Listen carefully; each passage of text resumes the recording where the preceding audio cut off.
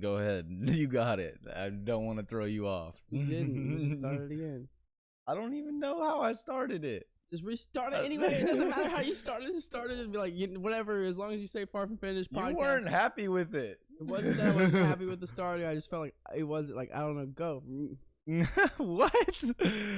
Welcome back, everybody, to another week of Far From Finished, where my dumb ass co-host over here doesn't know how to act like a fucking human being. He's over here acting a fool.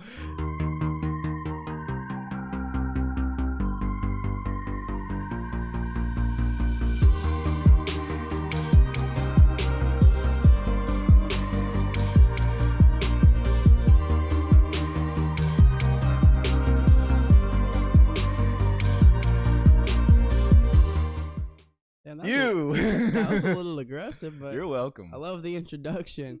I'm Daniel Velasquez, and this is my wonderful co-host. I'm full of wonder. My name's Josh. Thanks for listening again. This guy's ticking me off today. Hey, we're doing a great job, and we're starting off strong. So here we are with another week of great podcasting. Far from finished here, because we are far from finished. Got a lot of good things going on the show. If you tuned in last week and watched the episode, we've started doing 30 challenges. We're going to keep that up. Just stay tuned. Tune into our Instagram, Twitter.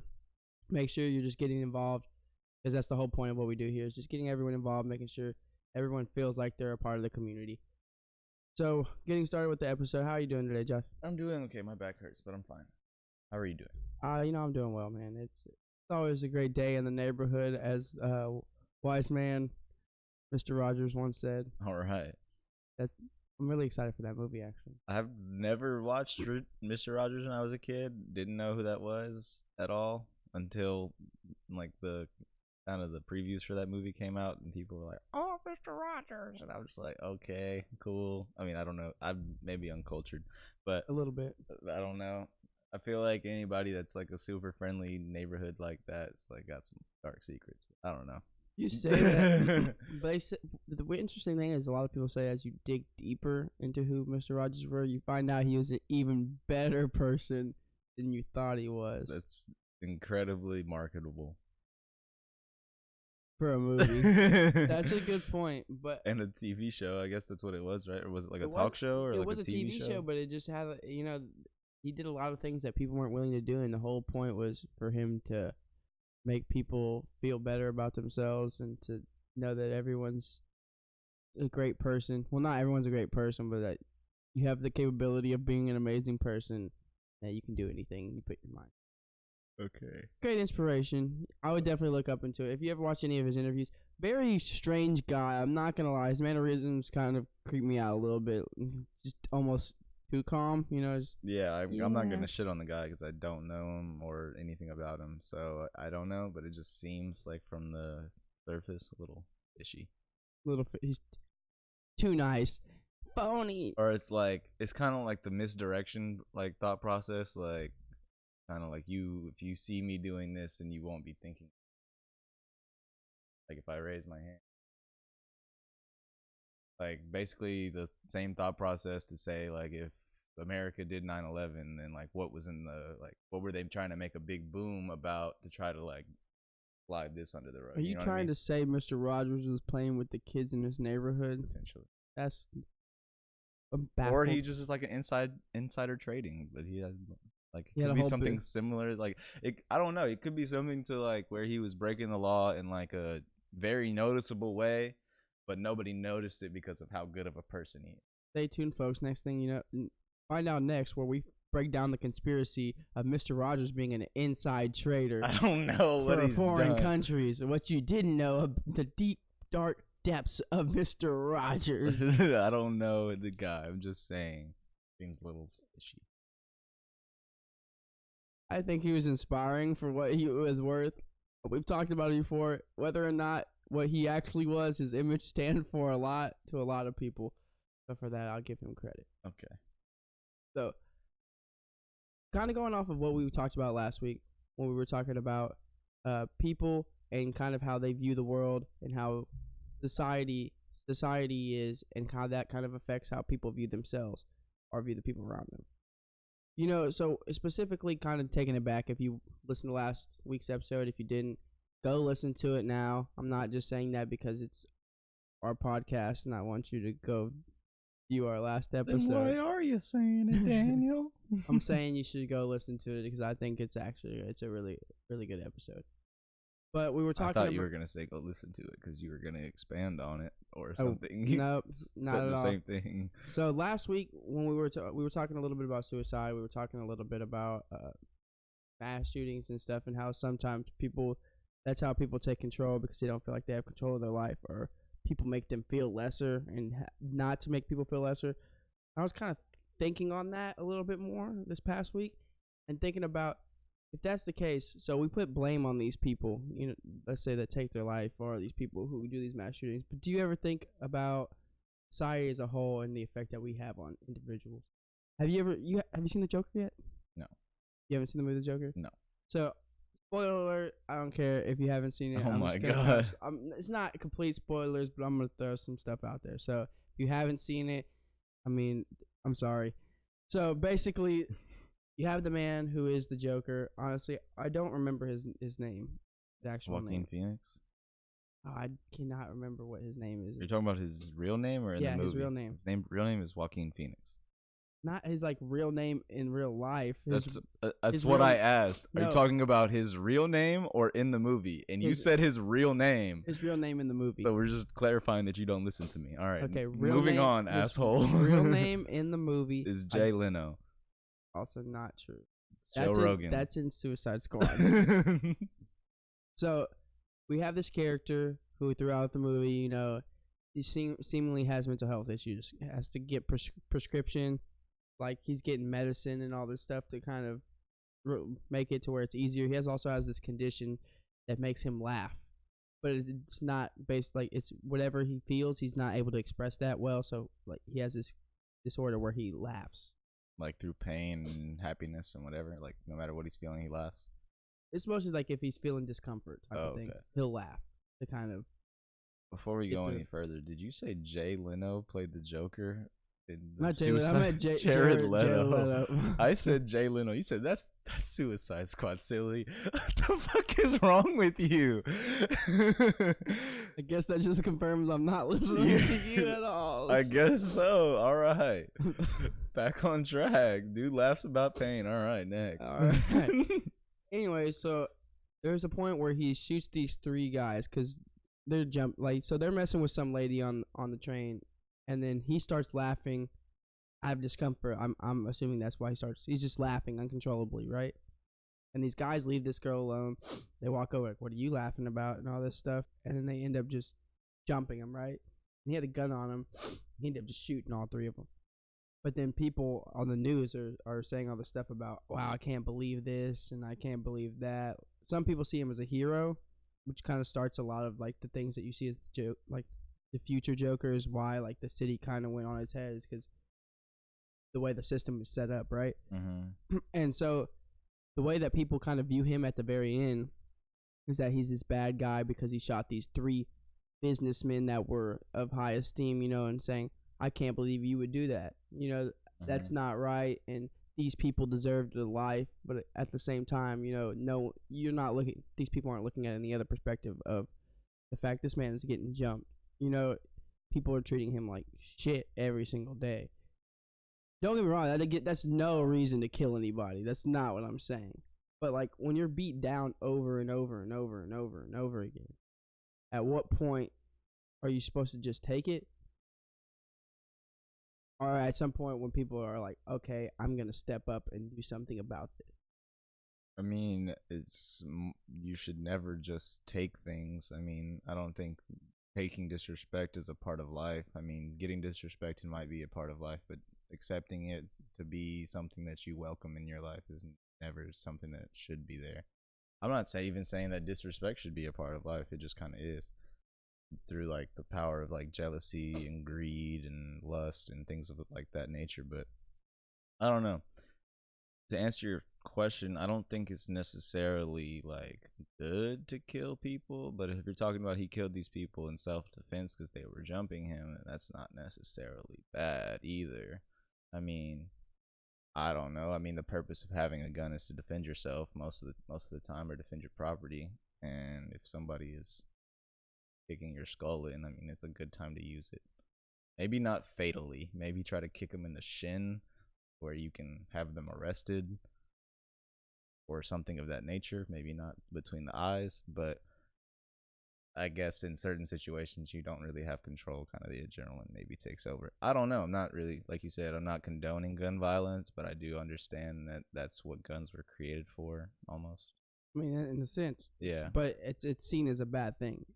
It's seen as wrong. Right. I mean, well, the thing is like it's seen as wrong because of social media and because of so many people that have never been on either side of a gun have the power to voice, to say something that's so wrong. How could you do that when they've never been in a position of that, with someone threatening their life or them having to threaten someone's life to defend them or their family or their property or anything like that? A lot of people haven't been in those situations, so it's real easy to speak on something whenever you see it on the internet, but it's real hard to actually enact what you're speaking once that situation comes around, especially whenever you're talking about guns. Exactly. And once again, I'm not saying it's right to kill anybody. You should. That's not something you should ever resort to. Now, someone has a gun to your head saying, "I'm going to kill you." Maybe in situations where you might, it's life or death. Of course, you might not have another decision other than to protect yourself. Right. But when like we were talking about last week, someone taking their life or someone doing mass shootings, it's a terrible thing to see. Don't get me wrong, some of those people are just psychopaths. They have a lot going on, but at some point, could you also point to their surroundings and society, saying that potentially people could have pushed them to that point? I'm also playing a little bit of devil's advocate here because I'm saying you got to look at things in a sense of, we always see things as black and white. This is good and this is bad. But when you dig deeper into things, what are we defining as good and what are we defining as bad here? Well, I mean, I don't really know how to answer that, but to go into like the mass shootings and things like that, it's kind of like no matter what someone does to you, like that doesn't necessarily give you the right to play judge, jury, and executioner. I mean, but a lot of people take it within themselves to do that. So you could say like they may have a case because this person did that or this happened to them in their life or something. Regardless of what the case may be, you may be able to make a mental stability case or they didn't know what they were doing case or whatever you want. But like at the end of the day, no matter what has happened to you or what you do in life or what people do to you, it doesn't give you the right to play executioner. I mean, that's true. Okay, I'll give an example then. Since we're already on, I was on the topic of the Joker. Let's go opposite. Who's the opposite of the Joker? Batman. Okay. The Flash. So you have Batman, right? Supposed to be the good guy, Mr. Justice. So let's say let's use the Dark Knight as an example. So he puts the Joker in jail instead of just taking him out, right? Because that's the morally right thing. He's not the executioner. It's not his job to take Joker's life. Puts him in jail, right? Mm-hmm. Does the Joker then escape? Yes. So then, therefore, by not executing him there, he then allows for more deaths to happen. Potentially, but those deaths aren't necessarily on his hands just because he didn't kill someone. But aren't they? No, they're not. Look, it's like if I know that you're gonna set off a bomb tomorrow and I put you in jail, how is it my responsibility that you break out of jail? Or like not even responsibility, but fault.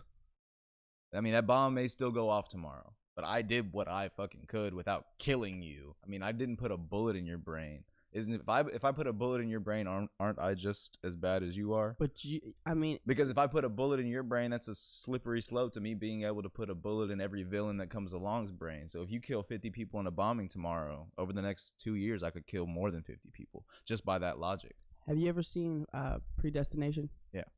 So you know how he had the Unabomber, right? Yeah. The whole point was if I bomb these people here, I'm saving all these lives over here. So in essence, you could say it's messed up, but if you're saving more lives by potentially ending those, is it right or is it wrong? Well, you have to remember the end of that movie. So spoilers come. Says, I mean, if you kill me, the cycle continues and you'll end up in this chair where I am today. You don't, you let me, like, set off this bomb, then you'll break the cycle. What do? Put a bullet in his brain. Get the cycle going. And still, exactly. So it's at that point, if he doesn't kill him, he's still going to kill people. But if they killed him, then still you're going to end up still murdering these people. What I'm saying is, whenever he put that bullet in his brain, he understood that he was gonna go on to kill people eventually, and then have himself kill himself later. He was gonna sit in that chair and get shot in the brain by his younger self. The cycle would have continued, which would have solved what? Nothing. Exactly. But also, if he would have let him live, he would have still continued to set that. If he would have let him live, that bomb would have gone off. And I'm not saying that's good. I'm not saying people should die in bombings or anything like that. But that would have ended his hell, basically. Yes, for that specific person. But what I'm saying is if you're using that on a Batman point of view. Yeah, if you say okay, it's a slippery slope. You kill that one. Yeah, you kill that one dude. Now people know you kill people just because of the greater good, but that's still your personal view of the greater good. Even though people see you as a superhero, now they have to respect your logic as the logic. Now you're a murderer, not necessarily. Even if people respect you as a hero who murders people, it's still you're not protecting life anymore.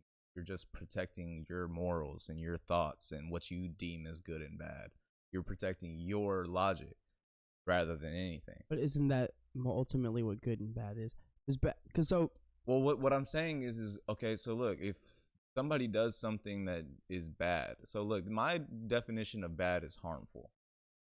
If you're doing something that's harming yourself or someone else in this world, no matter who that is, or even the earth itself, that's bad. Anything else is really kind of maybe societally bad. Like maybe stealing bread from the store. You're not harming really the store. That's probably 87 cents to them. They're not. I mean, maybe if you expand that, it might become a problem. But what I'm saying is that's not as bad as shooting somebody or stealing money from somebody or robbing a bank and maybe doing both at the same time, stealing money and shooting somebody. But what I'm saying is those things can be bad, but smoking weed or getting arrested for smoking weed, that's seen as something that's societally bad. You've been arrested before for possession of marijuana, but you probably make bad decisions, or you're probably a bad person. A lot of people take that mindset. It's so quick, they don't even think it. Oh, you've been arrested. Okay, cool. You're clear. You're probably not good for me to be around. Exactly. But the thing about that is that's only seen as bad because the government made weed illegal. It's not like weed's actually harming anybody. It's not like smoking weed is going to harm anybody or even yourself. But that's also your own perspective. I mean, what I'm saying is scientifically is not harming you unless you are somebody who has certain health problems. If you have lung cancer, then maybe it's going to be difficult for you to smoke, but you can still eat edibles. My point is that it's not necessarily bad just because the government says it's bad or because your parents say it's bad. Most of the things that people say are bad in society is just to kind of protect you from doing something that'll get you put in jail, which if you look at some of the things that we have that'll let you get put in jail, you're like, really? For that? For a plant? Or what about, you just talk about mushrooms. Mushrooms grow out of the ground and they give you a mind expanding experience. So why is that illegal? Does that have any properties that's going to harm you? Potentially. Potentially. I mean, what I'm saying is I can't have a bag of mushrooms and all of a sudden your life is worse. You know what I mean? But that sounds. Does that make sense though? It's I can't harm you or affect you or anyone else's life around me.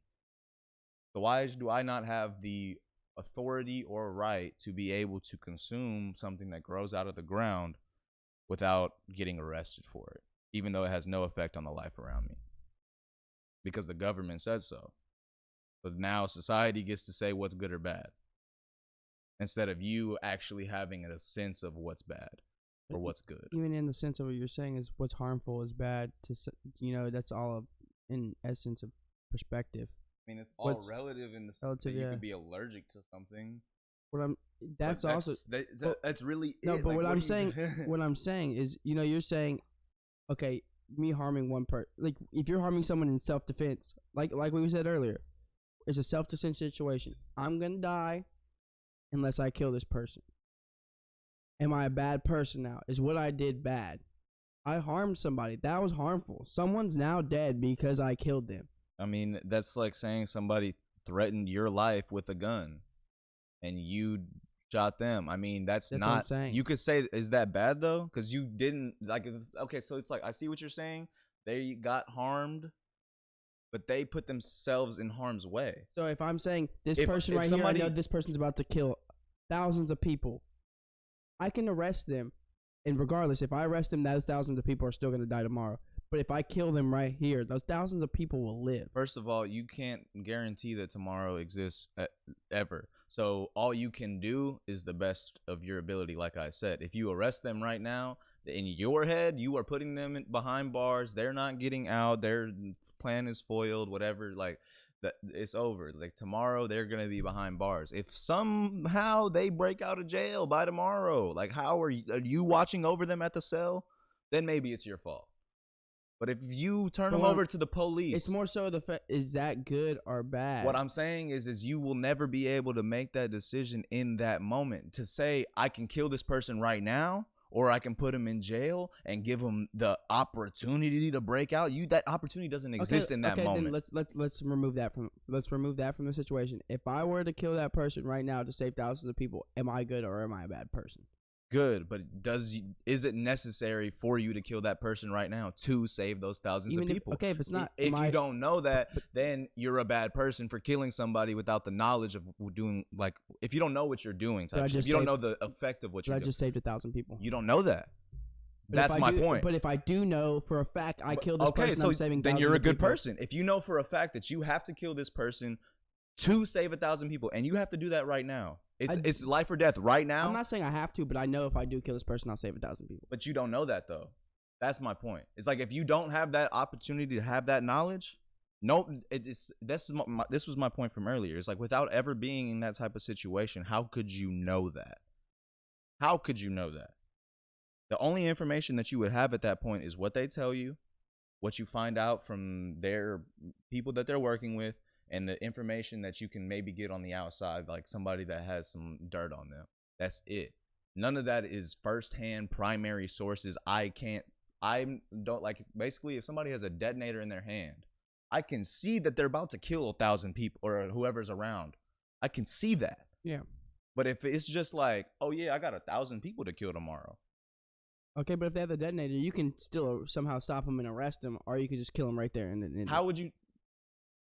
Did you heard of what is it? A dead man's hand or dead man's grip, something like that. It's basically like when people that like strap shit to their chest or have a bomb near, they put a button on they put their thumb on the detonator, and it's like a pressure sensor. As soon as that thumb gets released, it's done. So if you shoot them right there, done.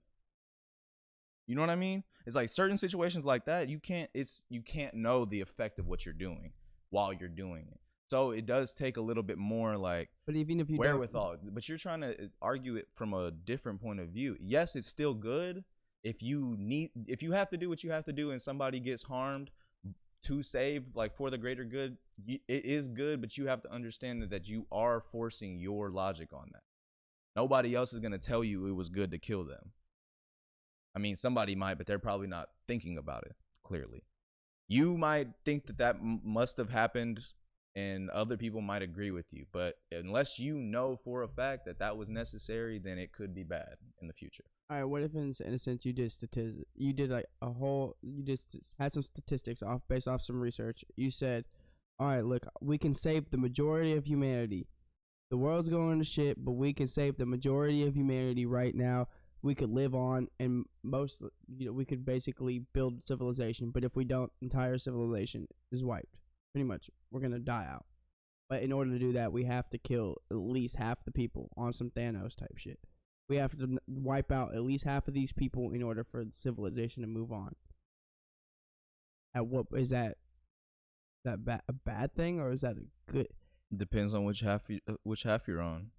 Exactly, and that's kind of where I'm going at, is because But those are three different, like, completely, like, we just use so many different aspects of good and bad. So what are you talking about? And my point is that the perspective is what matters. It's not perspective, it's relativity.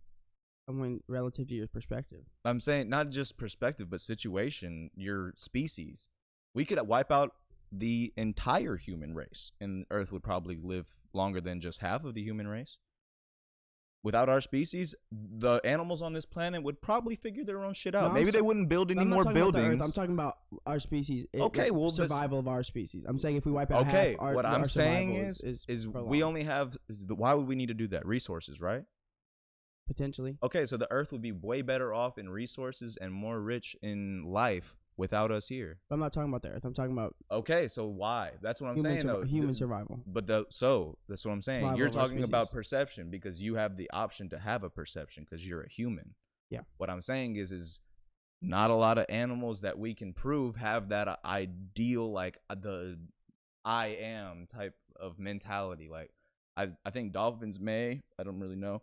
But my point is that if you're saying, like, would it be good or bad to wipe out half the race for the other half to continue on living? Wipe out the whole race. If you want the resource, if the theory of the problem is we're not going to have enough resources for the human race to, like, survive. Why is that? Because the human races are wiping out resources. So why don't we wipe out the humans? Like, do you understand what I'm saying, though? But if we wiped out everybody, then that wouldn't prolong the human race. That would exactly, it would prolong the resources and the Earth. But I'm talking about prolonging the human race. The prolonging the human race would therefore. So if your point is to prolong the human race, then saying we need to kill half the human race but if that's what is a failing mindset. But I'm saying if that's what it came to, if you did all the research, and you if that's had what all it the came statistics, to, then you're not trying to prolong the human race. What is that? What are you trying to even say? Because look, if it came to. Put it this way, it's like if there's an endangered species and you want that endangered species to grow, is the way for that endangered species, or, like, let's not even grow, just say prosper, is the way for that to happen to give them more resources or kind of give them more, like, I guess, like, give them their own area to build their own, like, kind of life? Basically, you know what I'm saying? I mean, it depends, because a lot of these endangered species are due to not only lack of resources, but destroying the environment. Humans killing them. Yes, that's also a factor. Mostly the factor. Yes. Okay. So what I'm trying to say, I'm talking about a very specific scenario. Okay. In this very specific scenario is that the research has been done, that they have already gathered the facts. We're trying to prolong the human species, and what it's come down to is it's a very specific scenario. It's come down to that scientists have figured out we need to destroy half of our civilization in order for the rest of us to prolong and continue to procreate. That's bad then on every account, and that's bad on every account. Why? For the simple fact that you're choosing to play God. You're saying, because look, how many of those scientists are going to sign up to be on the half that get to go? 0. They're going to be like, oh, you, or every second person that doesn't work for this science company. That's bad on every account, because that means that you're not even trying to figure out ways how to have the other half of that human race live on a different planet, or how to maybe cut down our uses and resources, and maybe ability to find more renewable resources that we can fund and really work off of. You're taking all that shit and throwing it in the trash and say all we got to do is kill half the race. That's all we got to do. I mean, we'll have double the resources then. It makes sense on paper, right? That's why the science is behind it. Makes perfect sense. But then you're failing to see that that's not going to prolong human life. That's saying that every million years, all we got to do is get rid of half the people. Which is, I mean, yeah, it's a slippery slope. Thank you. Okay. So you ever heard of the Discordian Society? I feel like I've talked you about it a couple times. So okay, the Discordian Society is basically the society is based off of the goddess Iris, which is the goddess of just disorder. So, basically the goddess of chaos, pretty much, disorder. So, the Discordian society is basically all based on the fact that if in a true society of order, there is no order. It's all chaos. And to truly understand that there is no order means that it's all not just disorder, but disorder and order are one, and that chaos is the only true way of life. So in that sense, the point that kind of interests me in that is, first of all, they have a lot of societies based off of that. One of which, this is dating way back to this podcast was a while back when we were talking about the Cacophony Society, the ones that helped to build Burning Man. Burning Man, yeah. So they come from the Discordian Society. So basically, the whole basis of everything's not orderly in the way that it's supposed to be. So in the fact of us saying that this is good or this is bad or this is orderly, is to say that there's one order or one way of the way that life is supposed to be. Okay. And don't get me wrong, I'm a firm believer that yes, if you harm people or you're doing bad towards other people, personally, I think that's terrible. Right. But also to say that is because of our own beliefs. And the fact that there is no order to life is the fact of life itself. And that's the reason, not the reason for life, but that's what life is. Life is a bunch of chaos and disorder. Right. That we try to structure ourselves because we tried our best to understand it and make it a world that we can live in. But naturally, life is just a bundle of chaos. You can build a house on the beach, but a tsunami will run that shit to the ground. Yes, but you're allowed to do it though. That's what I'm saying. It's like, yeah, you can do pretty much whatever you want, and you can structure whatever you want, but that's not going to stop life from being chaotic. Exactly. Well, that makes sense, but that doesn't back any science going into killing half the human race. I mean, it's just saying they can do whatever they want because the fact is like that's neither good or bad. That's life, because life is both good and bad. So with both, it balance. It exists. The fact that while both exist, neither really exist at the same time. Because can good exist without bad, and can bad exist without I wouldn't say neither good? exists. It's just they exist so coincidingly and like so like it's like yin and yang. It's like when you just see the yin and yang, like you obviously like know it's like light and dark, and there's light within each dark. But the thing is, like, it's shaped that way so you can. Well, at least from my opinions, it's shaped that way so you can see the spiral, because it's always like kind of like spiraling into each other. Like it's never gonna be good without bad. It's never gonna be bad without good. I mean, whenever life comes into this world, usually death is occurring in other places. Whenever somebody's getting married, somebody's getting divorced somewhere else. Like, you know what I mean? It's like somebody gets in a fight, somebody's having sex at the same time. It's like it's a continuous cycle of good and bad. So they both exist just so coincidingly that you can't really differ from them. Can one exist without the other, though? No. Can good exist without evil? Name a situation where it does. I mean, evil can consist without good. Is there light? Even that, I don't know. Is there light without darkness, or is there darkness without light? No. You don't think one could? I mean, as what we know, no. What is absolute darkness? Like, if you just talk about light, just itself, like, what is absolute darkness? Because we don't, like, as a human race or even anything on Earth, without building a house, you could never experience darkness. If you live outside, there's always a moon. Even when it's cloudy, it's not pitch black. You know what I mean? So there's always going to be light. Right. Unless you put a structure around you to help, like, to shelter you from bears and lions and tigers. Even in the universe where things, I mean, there could be points in the universe where it is pitch black. I mean, even like, okay, so you could say black holes. I mean, have you ever been inside one? Know what's in there? I mean, I don't know. It's probably light in there somewhere. The craziest part though is white is the absent of a color, I think, and black is all of the colors. Right. So I guess in a sense, black is all. It kind of can't exist without. It's the absence of color, and then what's the other word? It's like abundance of color. No, not absorption. I don't know. Anyway, but yeah, no, I don't know. It's like, I mean, like you said earlier, it's like it's not good to shoot somebody, but it's not bad to shoot somebody if that person is threatening your life.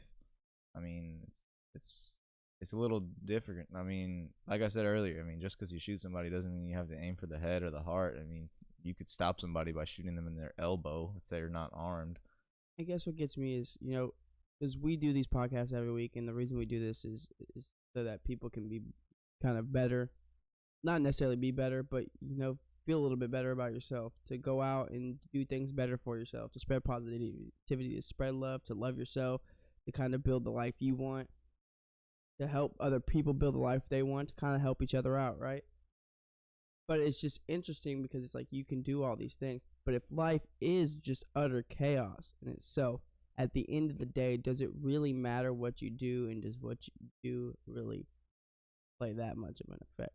I think things do play an effect into other things, but does it really matter what you do at the end of the day? Depends where you put your energy in. If you're doing nothing, then no. If you're doing something, then yes. I mean, because even if you use that logic, so when you look at all these big corporations and these big people, and you look at, for instance, the Epstein case, taking Epstein, of course, he died, killed himself, or whatever. But you look at all the other people that were involved in the situation, supposedly that were in this sex trafficking thing. These people that get people killed, these people that do unspeakable things that are terrible, like mess with underage children, and they get away with it every day, and they're fine. They can step on anybody they want and get away with anything they want because they have money and they have power. So at the end of the day, if we're doing our best to be better people, and people are still like that out there, does it really matter? At the end of the day, does what really matter? If you're doing things by the book or doing things, no.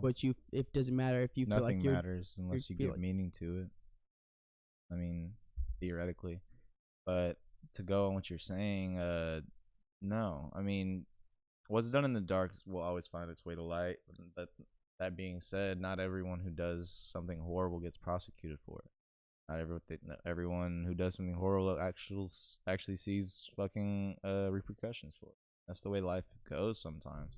But that doesn't make you or anyone responsible for seeking out these repercussions or like revenge on these people because they've done something to you or to someone you love. I mean, that's not gonna make your life any better. Even though you may want that more than anything in the world, just see this person fall because of something in the world that they did or something they're responsible for. But at the end of the day, it's like okay, so what matters more to you? Like what this person did to you or what you allowed it to make you do? You know what I mean? It's like somebody else's actions is out of my hands and I can react on them, but my own actions are my responsibility. And if I'm making actions based on someone else's thought process or what they've done or who they've hurt, then I'm allowing this person to create my life for myself instead of making my decisions for me and doing what I want to do. It's a slippery slope in a way too, though.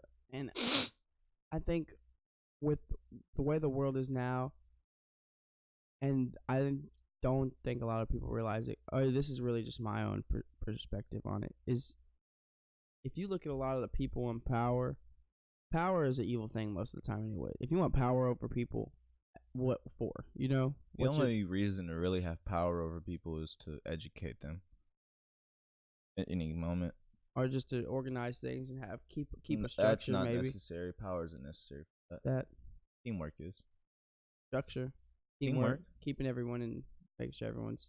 I mean, having power over somebody is to kind of say that person is inferior, and that's not necessarily meaning like it doesn't have to mean inferior like as in like I'm better than you. It could just mean like I'm more knowledgeable in this aspect, so allow me to have the control to teach you this.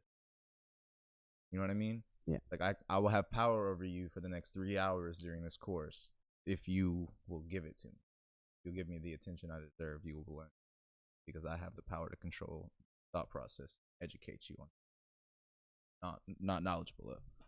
That's reasonable. That's the only reason I would see power as necessary. Anything else is more just like representation and like kind of unless it's like a conglomerate. But other than that, it's like I don't know. I don't see power as necessary.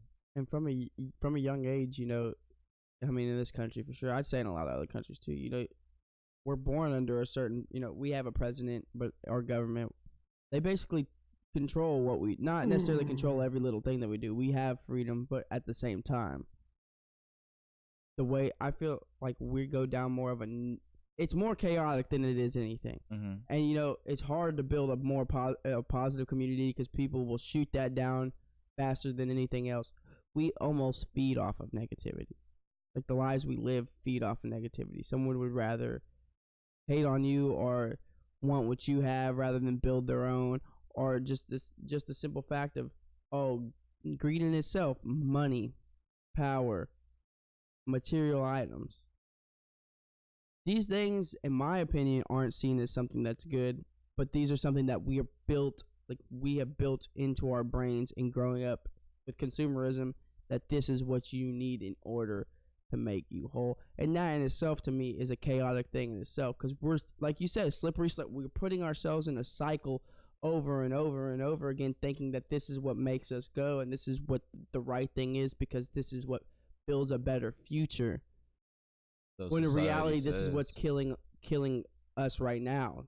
Right. It's killing us now because we're sitting here thinking if we do this now for tomorrow and I have all these things and I'm able to build this future tomorrow. The same thing that goes with like being practical with your career plan.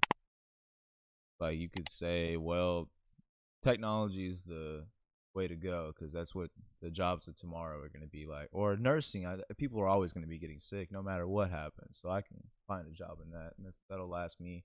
I'll be able to make this amount of money, and I'll have a safe job for this amount of years. Let me go ahead and do that instead of really like being impractical and understanding that you don't have to do anything that's practical.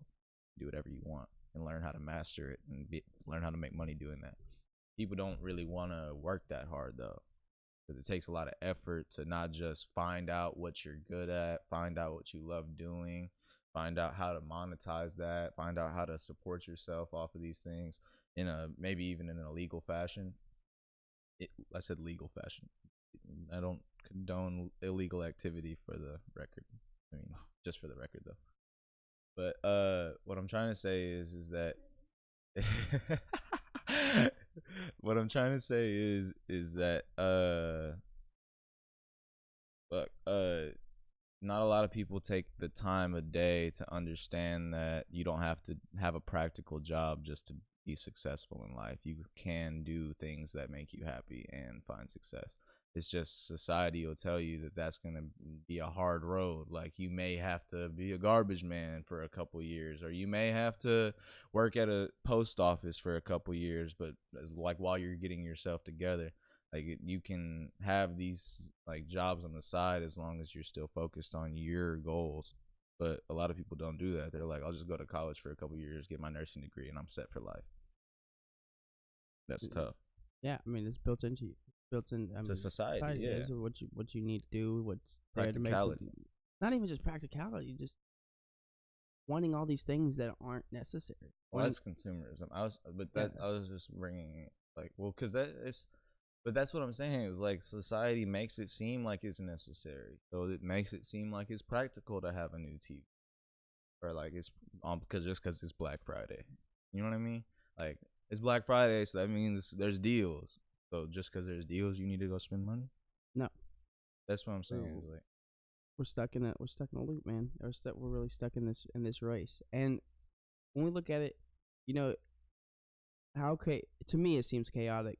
To some people it seems what normal. Normal life is.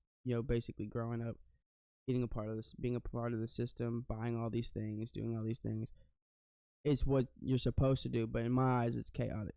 It's chaos because at the end of the day, we're some would say it like false idols. I guess you're believing in something that's not real. You're basically buying into this whole system that's you think is what it's necessary to live or necessary for life, and that's what gets us caught in shitting on people, stepping on people's toes, or wanting powers, wanting all these things that aren't necessary. All these things that we think we need, but we don't necessarily need. And in a sense, with us basing our whole existence around that, that's what creates a lot of the chaos that we live in. because in that sense, you're always going to want what someone else has. Cause what's built into you is that you need that to live. When you don't, there was a point in time when we had none of this, and people were living off of hunting and gathering. People got their own berries. People hunted their own animals. I mean, regardless, those times sucked because you were gonna die at a young age because medicine didn't exist. Yeah, I mean, there was times where doctors were telling people to smoke cigarettes. I mean, let's just fucking keep it real out here. Exactly, and times were tough. So I think in a point there's a chart also that has good, evil, or good, bad, chaotic, good, chaotic, bad. So in a point, it's like in a world that's already chaotic. Do you think chaotic good is a way to go, or do you think that's still over the top? I mean, I think the way to go is just do your best. You're not in control of everyone else. You're not in control of anything else other than your own actions, really. So, I mean, do what you can. Don't be an asshole. Don't kill people. What if you Don't. have to? I mean, protect yourself at all times. Don't get it twisted. Don't just go out in the street. Just be like, bro, I got a fucking 40 and you got a face. So that means I'm shooting you today. Okay, I'll pose another. I'm gonna pose another question for you. I'm gonna pose another question for you. So the government we talked about last week too. You know, we have places like Israel and Hong Kong. You know, the government's shitting on the citizens, right? Let's say if you want to, let's say you start a rebellion, right? Which against it's anarchy. It's terrible, and you're out there, you know, to basically anarchy. You're killing these soldiers that are in this army that are also, you know, to save these other people that are enslaved. You're doing a good thing. I personally would say by your thought process. Exactly, because you're saving these people that are okay. Let's like this Holocaust, right? All these people are dying. See, this is. I mean, you say the Holocaust and go with that, but just to say on like, if you're talking about like China or whatever, okay, so you're talking about a fucking what is that? A monarchy. So at that point, the soldiers you're killing may not even believe in the thought process that they're defending. They just don't want to die, type shit, or they don't want their family to be killed because they're on your side now. So they're fighting for the state of China or whatever, or the state of whatever you're talking about. So the people that you're killing for your cause, even though you think you're doing something good, may not believe in the opposite cause. They may believe in your cause, but they just don't want to die. You know what I'm saying? It's different. The tough Different situation than the Holocaust. It's a world of chaos. So you can go into the Holocaust now, but that's a different situation. My point was, you see these people and you have these enslavement camps, right? Mm-hmm. You bust in the enslavement camp, you kill all the guards that are enslaved, and you free all of these people. Okay. You just took all these lives. Okay, so yeah, the same thing is like, well, it's not completely the same, but on the same lines, like those people that you just killed, I mean, they are not doing something that's great. But that doesn't mean their intention of what they're doing is to hurt Jewish people or harm, or even if they had anything against Jewish people. I'm not saying that they're completely like innocent of everything. What I'm saying is, if you're killing them based on a mindset, they could share that same mindset and just not want to die. That is potential. I mean, you could have a mindset that they share and you just don't give a fuck about your life to the point that you're able to go into a field with a gun and like understand that you might not come back out the other side of that. I think where I'm getting with all this is, at what point do you stand up for certain things? Because there's a point where it's not all just good and bad. There's blurry lines everywhere, and there is a lot of evil things in this world. Like I was saying earlier, which is why we're caught in a lot of the situations that we're in now. In the world's in such, like, I wouldn't say it, hell on earth almost, but a lot of terrible things going on in the world right now, which is I guarantee any generation there's a lot of bad things happening constantly, because we're stuck in this loop of just allowing these things to happen. And at what point are you able to stand up and prevent these things to happen? And at some point it may go against your moral code, and you may have to step in and do things outside of what you think are morally right. At that point, is it justified or not? If it's to make a change, it depends. If it's to make a change, you're standing up to make a change. If you're standing up to defend what you think is right, or defend to make a potentially better future, which, like you said, you don't know what the future holds. But if all this bad stuff is happening, and let's say you create something in order to stand up against these injustices, but you're also having to kill people, or you're also having to take lives away from people, that have families and all this stuff, but it's in order to fight these injustices that are going on. Does that justify actions at all, or is it just it doesn't even matter? The only thing you have to do what you want. Like, the only thing it depends on is whose justification you're looking for. You're justifying yourself by doing it, and by doing it, you have to take into the understanding that you don't necessarily have to be justified by anybody else if you believe in what you're doing. But that's what I'm saying is justified by who? Because you could kill somebody and that person could have been planning on killing 1,000 people and only you knew that. So in everybody else's eyes, you just killed an innocent person. So no, it wasn't justified, but to you, it was justified. And maybe you don't have the evidence to prove that they were about to go kill 1,000 people. Maybe you don't have the understanding of how to show that evidence or how to get these people to curb their thought process from saying, oh, he killed an innocent person, to actually seeing the full picture. But at the end of the day, whose justification are you looking for? Because it is justified regardless if you did it. So I guess this is a question. You create injustice in the name of injustice. You're justifying your own actions.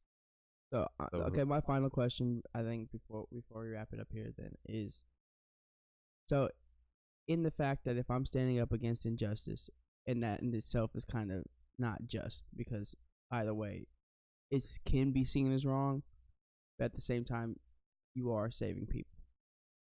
Should we stand up for ourselves? Should we stand up against injustices? What if we are determining, if the determining factor between right and wrong is a very, very thin line?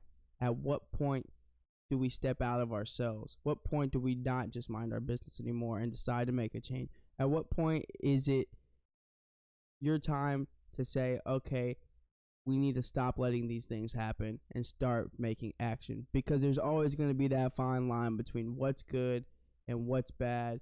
And someone's going to think it's one way, someone's going to think it's the other. And at the end of the day, if the world is just a bunch of chaos, when do we decide that what needs to happen is going to happen? That point's probably going to come whenever you realize you can do anything you set your mind to, as long as you stop expecting people to justify it. I mean, if you see something that's unjust, why do you need somebody else to agree with you to act on that? You don't. So do something about it if you have a problem.